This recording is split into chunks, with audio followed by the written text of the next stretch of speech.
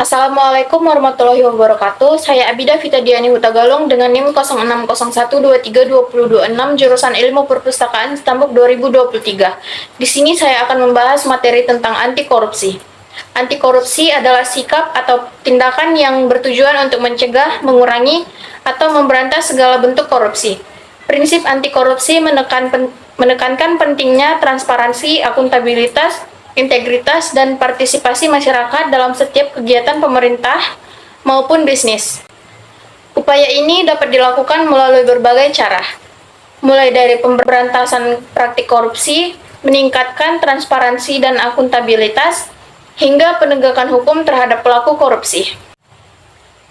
Contoh nyata upaya anti korupsi yang pertama, pemerintah melakukan berbagai langkah untuk mencegah dan memberantas korupsi, seperti penegakan hukum terhadap pelaku korupsi, penerapan sistem tata kelola pemerintah yang bersih dan transparan, serta pendidikan anti korupsi kepada seluruh aparat pemerintah. Yang kedua, perusahaan-perusahaan melakukan audit internal secara berkala untuk mencegah praktik korupsi dalam perusahaan.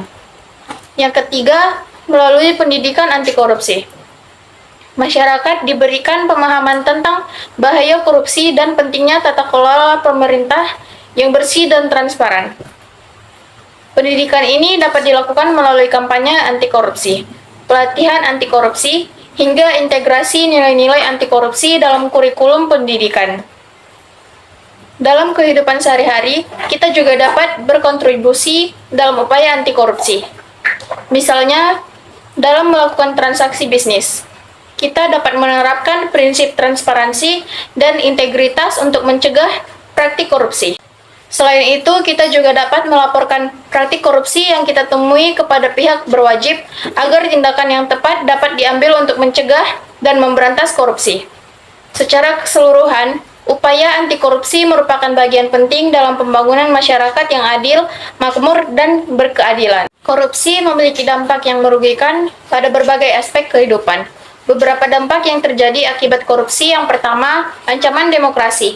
Praktik korupsi mengancam demokrasi karena mengurangi kepercayaan masyarakat terhadap lembaga pemerintahan dan proses pengambilan keputusan. Yang kedua, pertumbuhan ekonomi terhambat. Korupsi memperlambat pertumbuhan ekonomi dengan mengurangi efisiensi dan penghambatan investasi. Dana yang seharusnya digunakan untuk pembangunan dialihkan ke tangan individu atau kelompok tertentu. Yang ketiga, ketidaksetaraan. Korupsi menyebabkan ketidaksetaraan dalam pendapatan. Dana yang seharusnya digunakan untuk program kesejahteraan masyarakat malah digunakan untuk keuntungan pribadi. Yang keempat, pelanggaran hak asasi manusia. Korupsi dapat memicu pelanggaran hak asasi manusia karena penghambatan akses masyarakat terhadap layanan dasar seperti pendidikan, kesehatan, dan perumahan. Yang kelima, kerusakan lingkungan. Korupsi dapat merusak lingkungan karena mengabaikan regulasi dan mengizinkan praktik yang merugikan alam. Yang keenam, kejahatan terorganisir dan terorisme. Korupsi menciptakan iklim yang memudahkan kejahatan terorganisir dan terorisme berkembang. Tantangan dalam pemberantasan korupsi di Indonesia: yang pertama, permisivitas terhadap korupsi tidak lagi dianggap tabu oleh masyarakat dan bahkan meningkat. Solusinya adalah meningkatkan kesadaran akan dampak buruk korupsi melalui edukasi dan kampanye anti korupsi. Sayangnya, korupsi seringkali tidak lagi dianggap sebagai hal yang tabu oleh masyarakat. Untuk mengatasi ini, kita perlu meningkatkan kesadaran akan dampak buruk korupsi dan mengedukasi masyarakat tentang pentingnya integritas dan kejujuran. Yang kedua, pengaturan konflik kepentingan. Pengaturan konflik kepentingan dalam penyelenggaraan pemerintahan masih lemah. Diperlukan perbaikan regulasi dan penegakan hukum yang lebih tegas untuk mengatasi masalah ini. Koordinasi antar lembaga perlu ditingkatkan untuk mengatasi konflik kepentingan dalam penyelenggaraan pemerintah. Yang ketiga, perlindungan dan penghargaan terhadap partisipasi publik. Perlindungan dan penghargaan terhadap partisipasi publik masih lemah. Masyarakat harus lebih aktif dan mengawasi dan melaporkan tindakan korupsi. Penguatan lembaga seperti Komisi Pemberantas Korupsi atau KPK juga penting. Keterlibatan aktif masyarakat dalam mencegah korupsi perlu didorong dan dihargai. Masyarakat yang berani melaporkan tindakan pidana korupsi berperan penting dalam pemberantasannya.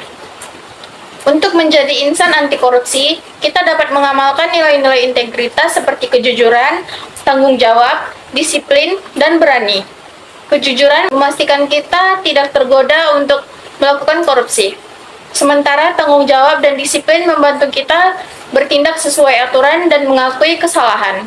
Dengan menginternalisasi nilai-nilai, kita dapat berkontribusi dalam memerangi korupsi. Sekian pemaparan materi dan jawaban dari hasil UAS saya. Apabila ada salah kata, saya mohon maaf. Wassalamualaikum warahmatullahi wabarakatuh.